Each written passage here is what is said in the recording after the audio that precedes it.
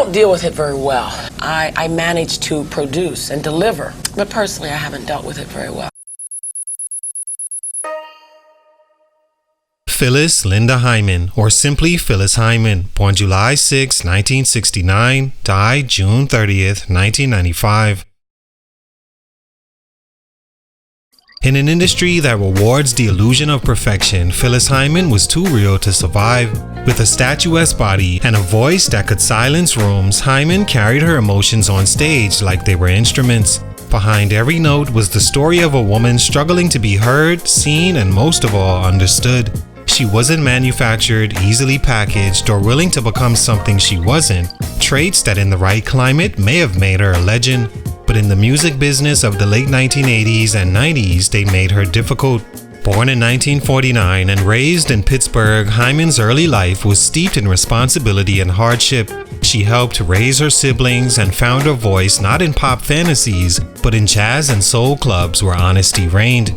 When she moved to New York and eventually signed her first deal in the mid-70s, it was clear she had something special, a blend of elegance, depth, and vocal control that set her apart from both the disco era and the bubblegum R&B acts beginning to dominate radio. But with each career opportunity came a cost. She clashed with label heads, most notably Clive Davis at Arista, over creative control.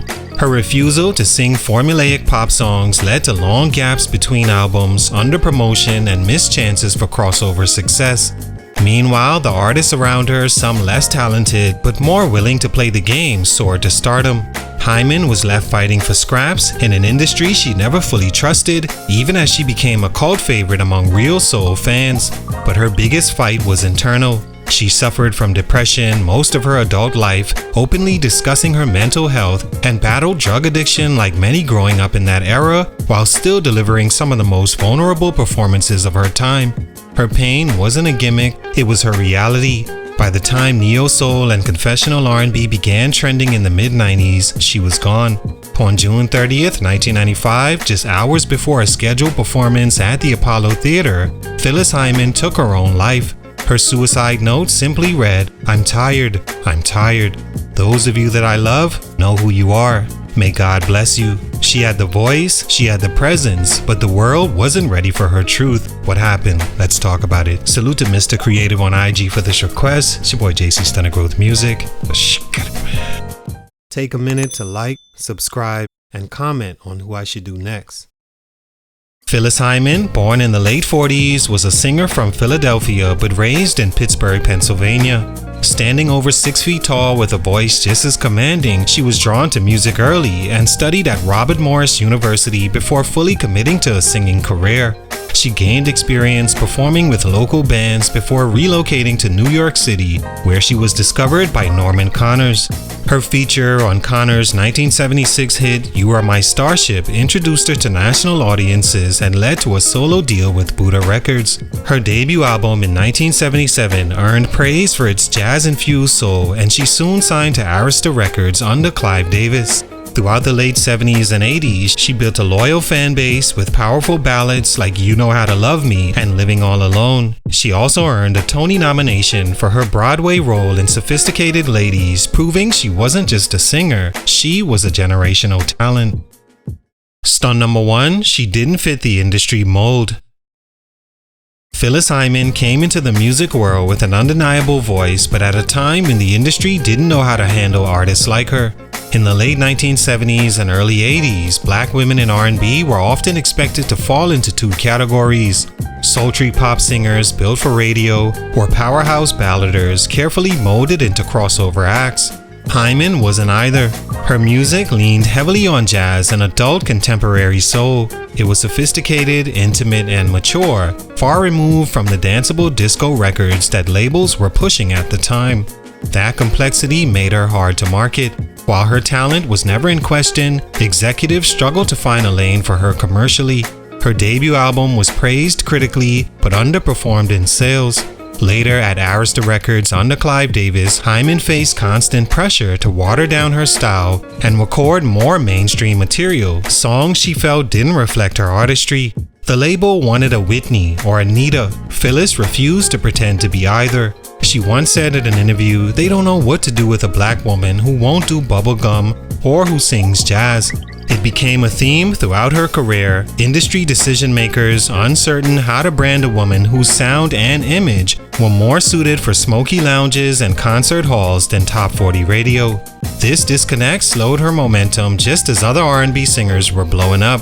The frustrating part, her live shows were often sold out. Her voice was unmatched, but if your music couldn't be easily labeled and sold in volume, the industry moved on. Hyman's refusal to compromise her sound preserved her legacy as a true artist, but it also meant she never got the marketing push or exposure she deserved. That disconnect stunted her commercial growth early, and it followed her the rest of her career. Stunt number 2, a voice drowning in pain. I've had a lot of emotional ups and downs. I have begun the process of recovery. Behind Phyllis Hyman's commanding stage presence was a woman in constant emotional turmoil. Throughout her career, she struggled with chronic depression, feelings of abandonment, and self-doubt that stemmed from her childhood and were intensified by the harsh realities of the music business. While she never shied away from addressing her mental health in interviews, her openness was often met with stigma, especially in the 1980s and early 90s when conversations around mental health were rare, especially for Black women in entertainment. She turned to drugs and alcohol to numb the weight she carried, which only deepened the spiral. Her dependency began affecting her professional life, missed shows, erratic behavior, and a growing reputation for being difficult. But behind the scenes, Phyllis was simply exhausted from masking her reality. She often poured her pain into her performances, which made them powerful, but also more draining. Songs like Living Alone and Old Friend weren't just records, they reflected her deteriorating mental state. As her career stalled and personal relationships unraveled, Hyman's depression worsened. She felt increasingly isolated in an industry that demanded perfection but offered little compassion. Despite this, she kept pushing, recording, touring, and performing with the same passion she always had, even as she was slowly fading inside. Her final album, I Refuse to Be Lonely, recorded shortly before her death, reads like a farewell letter. On the title track she sings, "Even when I cry, I can't let go. I can't leave you alone." Few realize just how literal those lyrics were. Hyman's emotional vulnerability was her superpower, but it also left her exposed. In a business that consumes artists without nurturing them, Phyllis Hyman's pain was never fully heard, even as she screamed it beautifully through her songs. Stunt number 3, Gone Before the World Caught Up. By the mid-90s, the music industry was beginning to shift toward deeper, more introspective soul, ushering in artists like Erykah Badu, D'Angelo, and Maxwell.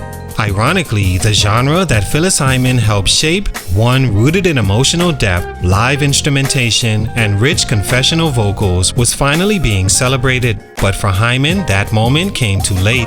After years of pushing against industry norms, her style was no longer considered out of place. Her blend of jazz, R&B, and real-life storytelling had paved the way for the neo-soul era, even if she didn't receive credit for it.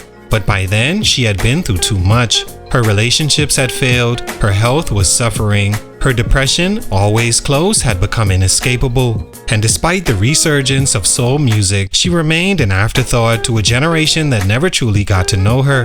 She released her final studio album, I Refuse to Be Lonely, in 1995, a project full of poetic grief, warning signs, and lyrical farewells.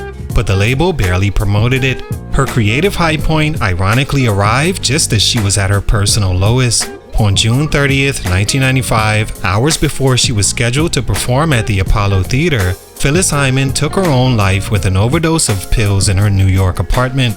Her suicide note was short and heartbreaking. "I'm tired. I'm tired." She died at 45, just 6 days before her birthday. And as the world prepared to embrace the kind of music she always made, Phyllis Hyman's voice was gone.